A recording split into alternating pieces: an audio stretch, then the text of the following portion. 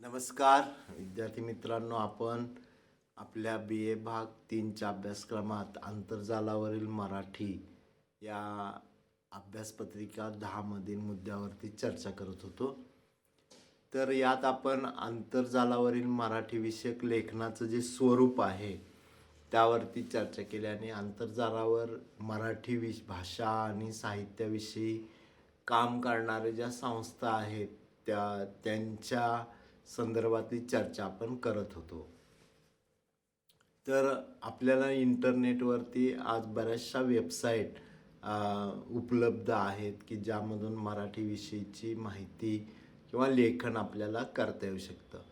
तर साहित्य अकादमी आणि नॅशनल बुक ट्रस्ट या दोन संस्थांविषयी आपण माहिती घेतली. या दोन्ही संस्था जे भारतीय मानव संसाधन विभाग आहे, HRD मिनिस्ट्री, या HRD मिनिस्ट्रीच्या प्रयत्नातून स्थापन झालेल्या संस्था आणि अखिल भारतीय पातळीवर ज्या भारतीय भाषा आहेत आणि त्यामध्ये निर्माण होणारं साहित्य, ग्रंथ निर्मिती याविषयी या संस्था काम करतात, नवलेखकांविषयी काम करतात, त्यांच्यासाठी कार्यशाळेचं आयोजन करतात. तर अशीच आणखी एक संस्था म्हणजे भारतीय भाषा संस्थान म्हैसूर, यालाच central institute of Indian language असं म्हणतात. ही एक महत्त्वपूर्ण अशी संस्था आहे की जी भारतीय भाषा आणि साहित्य संदर्भात काम करते. तर भारताच्या मानव संसाधन आणि विकास मंत्रालय, human resource and development, HRD ministry यांच्या अखत्यारीत स्थापन झालेली ही संस्था 1969 साली म्हैसूरला ही संस्था स्थापन झाली. तर या संस्थेचं एक महत्त्वाचं काम काय, तर सर्व भारतीय भाषांमध्ये समन्वय साधणं, सर्व भारतीय भाषांचा शास्त्रीय अभ्यास करणं, त्यातील निष्कर्षास अनुसरून केंद्र आणि राज्य सरकारांना भाषाविषयक धोरण ठरवण्यास सल्ला देणं, आंतरविद्याशाखीय अभ्यासांना प्रोत्साहन देणं, भाषा समृद्धीसाठी योजना राबवणं, भाषातील समन्वयातून लोकांमध्ये राष्ट्रीय एकात्मता वृद्धिंगत करणं, या उद्देशानं स्थापनेपासून ही संस्था कार्य करते. बघा, ह्या संस्थेच्या कार्यामध्येच आपल्याला या संस्थेचं जे महत्त्व आहे ते कळून येतं. तर यासाठी जे आवश्यक आहे, ही उद्दिष्ट जी संस्थेची आहेत ती साध्य होण्यासाठी ज्या आवश्यक साहित्य आहे त्याचं प्रकाशन करणं, त्याचबरोबर निधी उपलब्ध करणं, काही या संस्थेला स्वतःचा निधी निर्माण करण्याची स्वायत्तता आहे. भारतात नामशेष होत जाणाऱ्या ज्या भाषा आहेत किंवा अल्पसंख्य समुदाय जे आहेत त्यांच्या भाषा, आदिवासींच्या बोलीभाषा यांचा अभ्यास, त्यांचं संरक्षण आणि संवर्धन करण्याचं महत्त्वाचं काम ही संस्था करताना दिसते. भारतीय भाषा संस्थान जे आहे ते भाषाविषयक काम करत असतं. त्याच्या अनेक विभाग आहेत. या विभागात काम करण्याची आपल्यालाही संधी मिळते. ही संस्था ज्या विविध भाषा आहेत त्यातल्या तज्ज्ञ अभ्यासकांच्यासाठी काही कोर्स चालवते.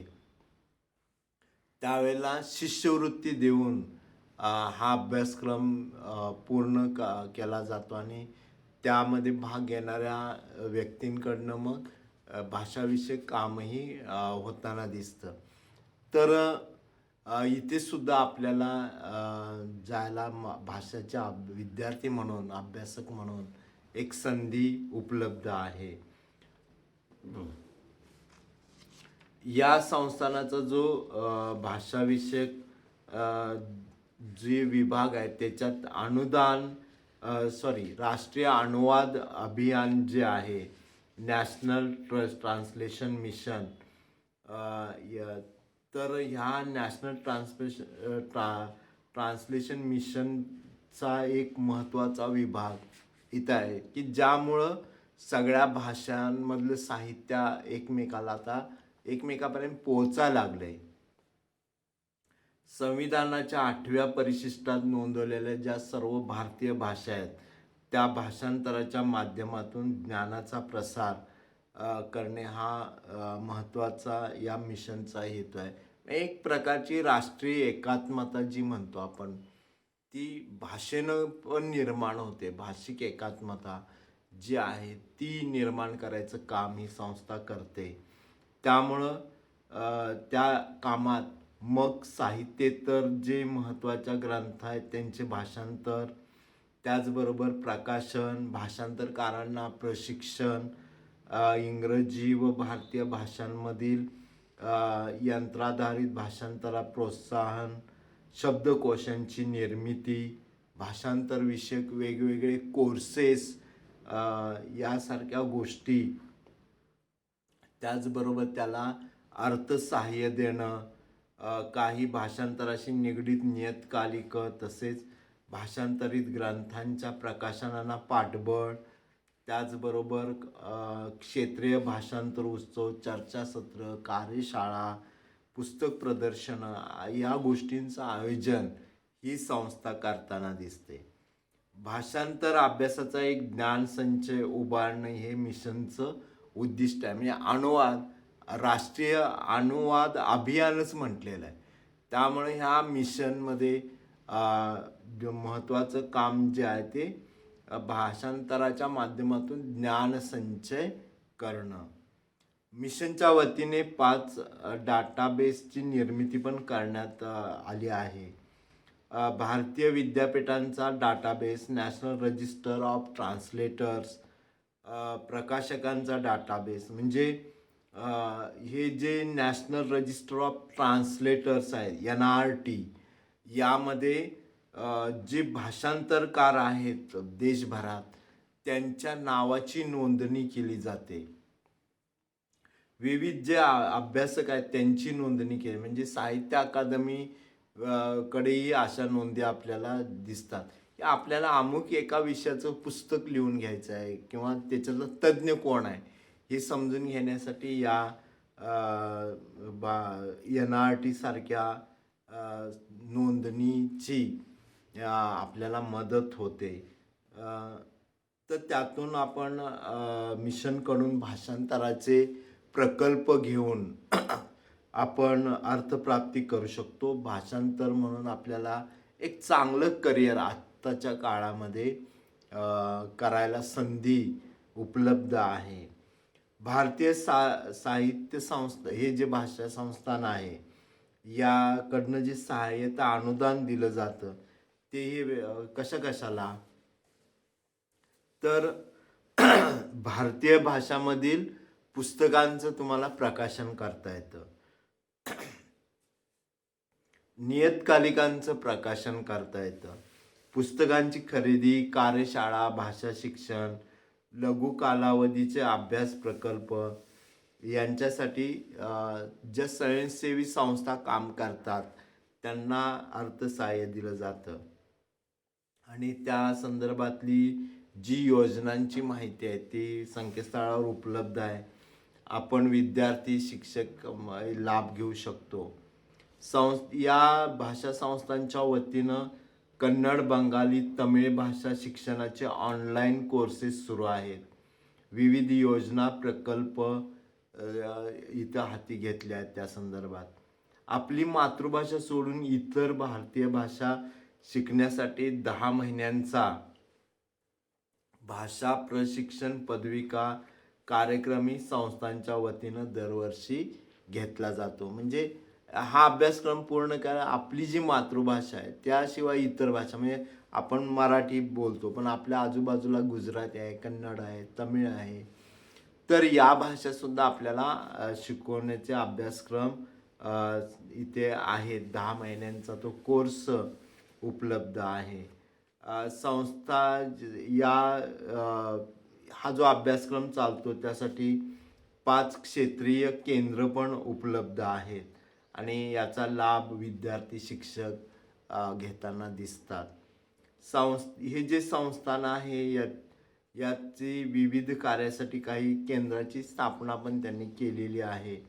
अध्ययनपूरक साहित्य निर्मिती, पुन्हा त्याचं अध्ययन होणारा परिणाम यासाठी centre for material production testing and इव्हॅल्युएशनची स्थापना केली. या केंद्राच्या वतीनं प्रौढांसाठीही आणि त्याचबरोबर मुलांकरताही साहित्य निर्मिती, मातृभाषा आणि ज्या दुय्यम भाषा आहेत ते शिकवणारे साहित्य तेही निर्माण केलं जातं. शिक्षक आणि संशोधक जे आहेत ते त्यांच्याकडून हे काम ही संस्था करून घेते. या संस्थेचं जे दुसरं केंद्र आहे ते भाषा उपयोजनाबाबत ते काम करतं.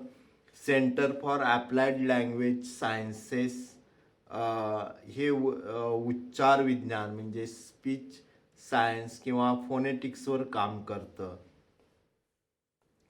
त्याचबरोबर काही ठिकाणी यासाठी प्रयोगशाळाही संस्थेनं या उभ्या केलेल्या आहेत.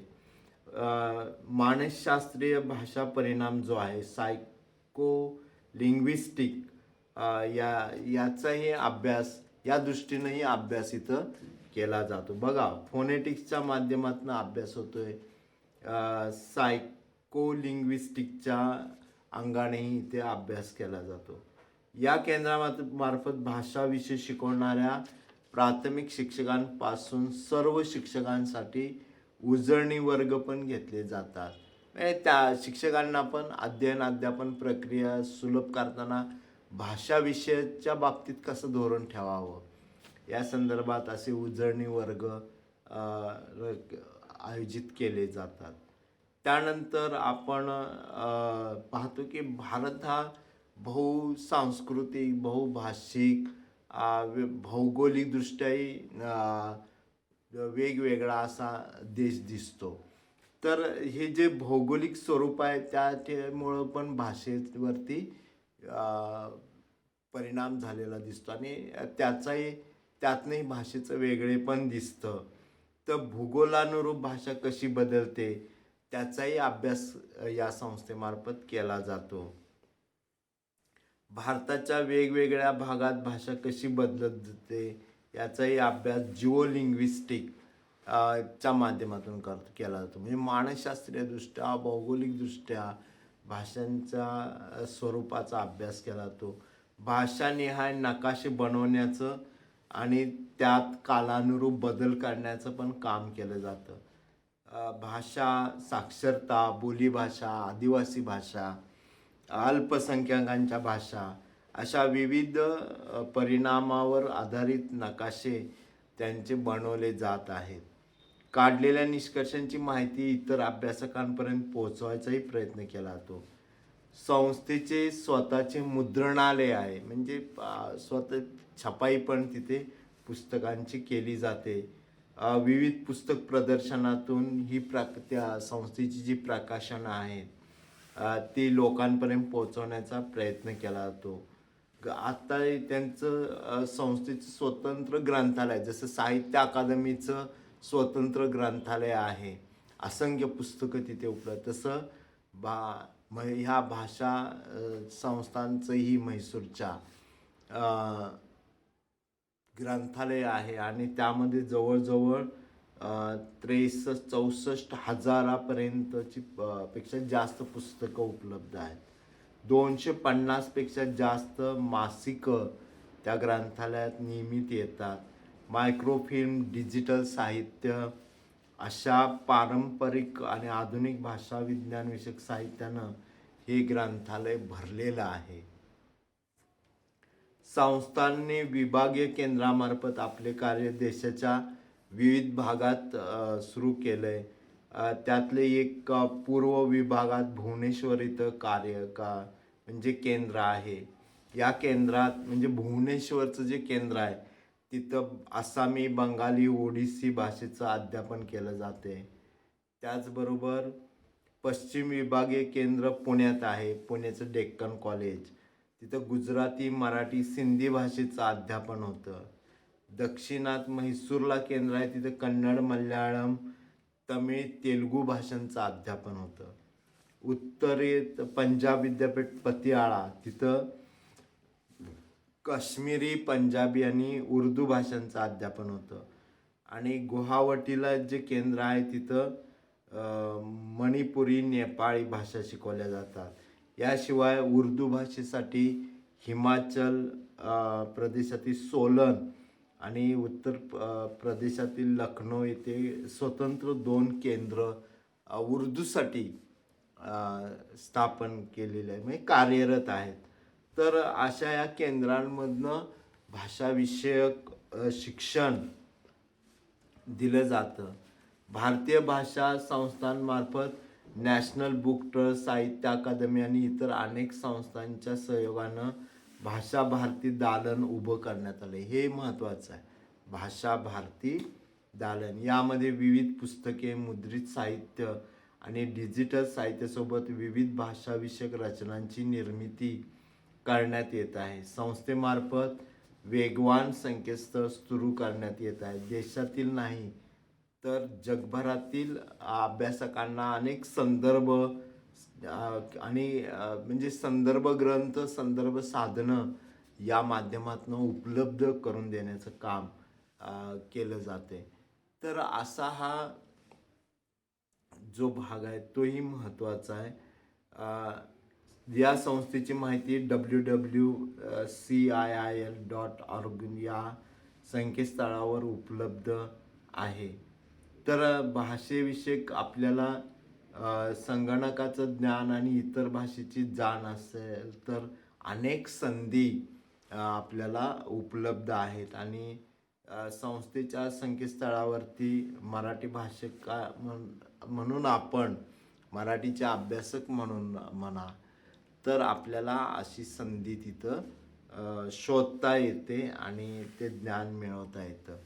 तर विद्यार्थी मित्रांनो, ह्या सगळ्या संस्था भारतीय भाषा संस्थांमध्ये तर आपल्याला स्टायपंडमध्ये म्हणजे काही शिष्यवृत्ती देऊन तिथं अभ्यास करता येतो आणि त्यांची जाहिरात दरवर्षी निघते. त्याकडे आपण लक्ष दिलं तर आपल्याला त्या ठिकाणी पोहोचता येईल. आणि देशभरातील ज्या वेगवेगळ्या भाषा आहेत त्यांच्या संदर्भात काय काम चालू आहे, त्यांचा विकास, संवर्धन आणि जतन करण्यासाठी कसा प्रयत्न केला जातो हे आजच्या विज्ञान तंत्रज्ञानाच्या सहाय्यानं आपल्याला घर बसल्यास देखील ही माहिती मिळवता येते आणि त्यात काम करायची संधी पण मिळवता येते. या दृष्टीनं आंतरजालावरील मराठी हा घटक खूपच आपल्याला भविष्यात उपयोगाचा आहे. आपल्याला अभ्यास आणि संशोधन दोन्हीच्या दृष्टीनं या ठिकाणी काम जे चालतं त्याचा उपयोग करून घेता येऊ शकतो.